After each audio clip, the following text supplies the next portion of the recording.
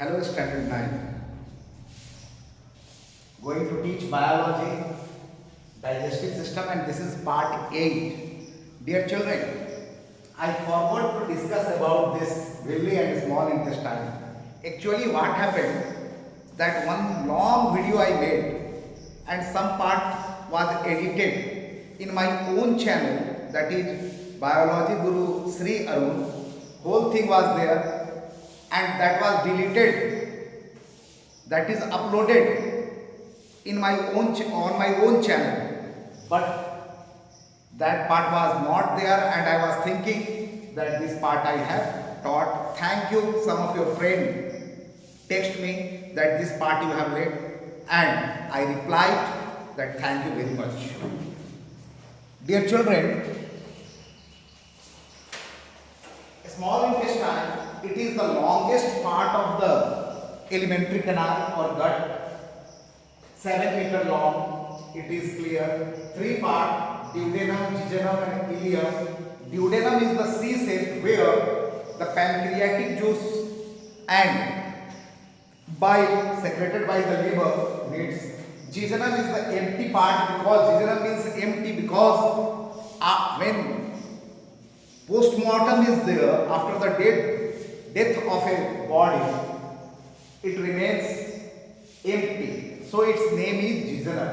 And ileum, that is the coiled part of the small intestine. And I have told that the process of digestion is finished in small intestine. And what happens in a small intestine after finishing the process of digestion? Absorption of the digested food takes place. And inside the small intestine, villi is the plural and villus is the singular. Villus are present. They increases the surface area for absorption. Means due to presence of villi, more absorption takes place. Now what is there in the villi? You can see here. The outer cell are the epithelium cell. Then capillaries are there. Capillaries, artery, veins are the blood vessel. Capillaries are the most narrow blood vessel. Lacteal, which absorbs fat. Artery carries oxygenated blood.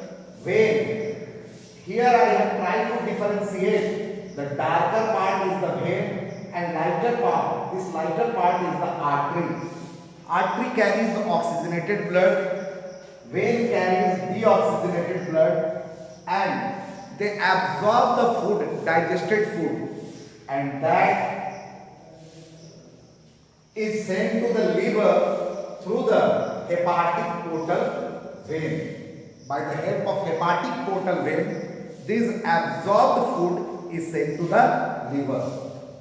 And fat and some part of digested food is sent to the lymphatic duct. Blood and lymph I have discussed. So lymphatic duct, where as lymph it circulates in our body.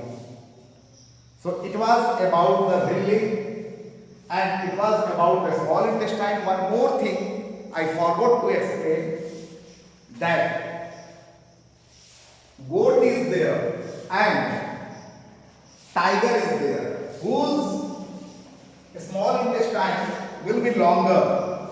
Goat or tiger? Goat and tiger. See here, 2 mammals are there. Goat is herbivorous animal and tiger is carnivorous animal. The small intestine of herbivorous animal are longer comparing to carnivorous animal, because herbivorous animal has to digest cellulose, and to digest cellulose more time is required.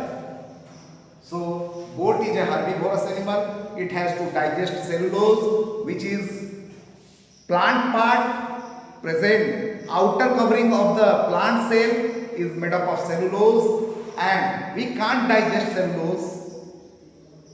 Carnivore animal can't digest cellulose, but the herbivore animal can digest cellulose. Not in elephant, buffalo, they can digest cellulose. Their appendix are functional and they get their energy by digesting cellulose. So this part is clear, very very important, may be asked in the examination. Not to draw, generally diagram is given and you are asked to label, and diagram related questions are there. Now we have to discuss some more thing. After absorption, what happens to the food? Okay, the food is digested. After digestion, it is absorbed and sent to the bloodstream and lymph stream. Now, when it is sent to the blood, it reaches the cell, each and every cell of the body, and there assimilation takes place. First is absorption. After absorption, assimilation takes place. What is assimilation? Let me make you clear. What is assimilation? First absorption takes place and then assimilation takes place. Conversion of absorbed digested food into body material. Conversion of digested food. Conversion of digested food into body material. Try to understand. Conversion of digested food. The food is digested, it should be converted into body material. So that process is called as assimilation of food. Very clear or not? Now, and there I have discussed that absorbed food is transported by the help of hepatic portal vein. Where? To the liver. Means after absorption, it is transported by hepatic portal system and lymphatic system. Carried to the liver. Absorbed food is carried. Absorbed food is carried to liver. How it is carried? By what it is carried? By hepatic portal vein. By hepatic portal vein. One special type of vein is there. Artery and vein just now we discussed. By the help of hepatic portal vein, this absorbed food is transported to the liver. And what happens in the liver? Liver is the largest organ of our body, largest gland of our body. The secretion of bile we discussed, and some more work is there for liver. Not only production of bile, this absorbed food which is transported to the liver by the help of hepatic portal vein. Here what happens? Glucose. We have discussed that starch or carbohydrate. Starch is converted to maltose. Maltose by the help of maltase is converted to glucose. And glucose can be utilized by our body cell to generate energy. That is clear. Now, we have seen we require less energy but eating a lot. What will happen to the rest amount of glucose? The rest amount of energy, Vishen, glucose will break to give us energy, and whatever extra is there, that glucose is converted to glycogen. Try to understand. Excess glucose, which is not excess, is utilized to give energy, and excess glucose is converted to glycogen by the liver and stored in liver. And when we require energy and no glucose is there in our body, again this glycogen present in the liver, glycogen stored food in the liver is converted to glucose by which we get energy.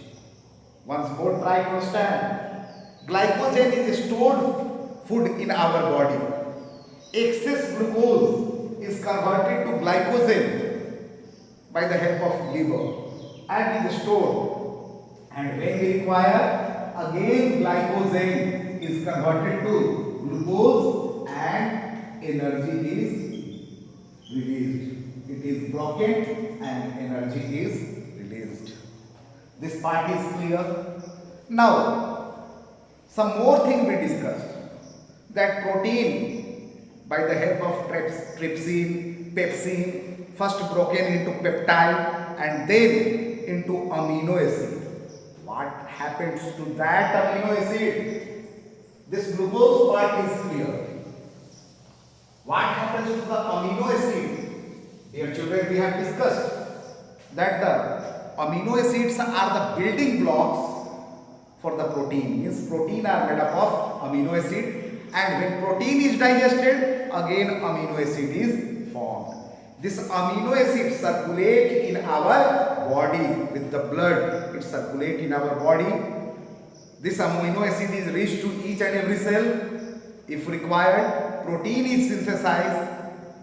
By that amino acid, again protein is synthesized in our body, and excess amino acid. Try to understand. Here excess glucose we have discussed. Now excess amino acid. What happens to the excess amino acid in the liver? This excess amino acid, by the process of deamination, is broken. Excess amino acid, the process is, see here, amino acid, the breaking process is deamination. Deamination. By the process of deamination is broken into excess amino acid. By the process of deamination is broken into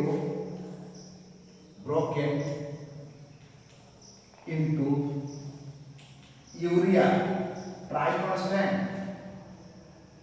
Excess amino acid by the process of deamination is broken into urea, and this urea, which is harmful for our body, this urea which is produced, one very important question is often asked, name the organ where urea is produced. That is the liver. Liver is the organ where urea is produced. So this urea, which is a nitrogenous substance, comes out through the body as urine. What does the urine contain? Urea is present. It is a harmful substance for our body, and this urine is thrown out by our urethra. Very clear or not? So we have understood how urea is formed, where urea is formed, what is deamination, what happened to the excess glucose, what happened to the excess amino acid in our body, and it is the function of liver. So this part, digestion part, no more thing is there, some more thing is there. Glucose we have discussed, amino acid discussed, fatty acid and glycerol is there. Fats breaks into fatty acid by the help of lipase. We have discussed emulsification of fat, we discussed, and fatty acid, that is left. Let me discuss fatty acid and glycerol. They are absorbed by our body. Fatty acid and glycerol are absorbed by body.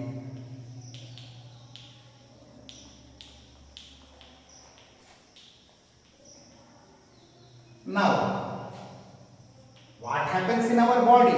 Fatty acid, fats breaks into fatty acid and glycerol, and they are absorbed by our body, and fats are used, fatty acid, they are used to form certain compounds.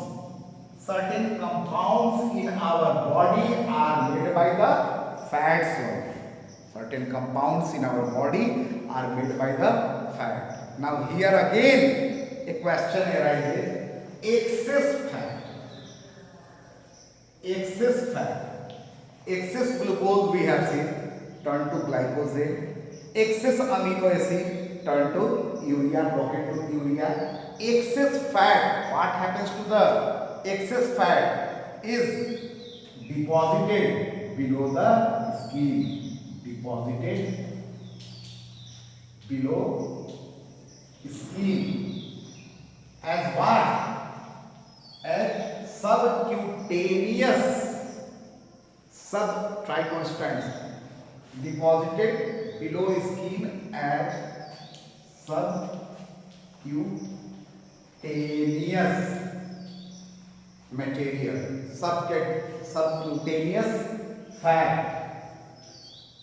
Excess fat is deposited below the skin as subcutaneous fat and around the visceral organ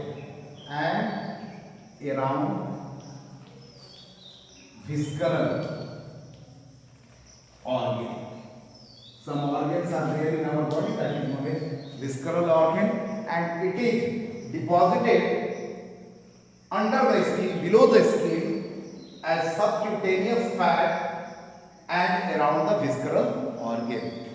Myself, I am fatty because fat is deposited just below my skin, and adipose tissue you must have heard, must have read. So that part is clear. So what happens to excess glucose? What happens to excess amino acid? What happens to fatty acid and glycerol? We have discussed. Now certain experiment, digestion part is clear. Now don't complain, don't say that this part I haven't taught.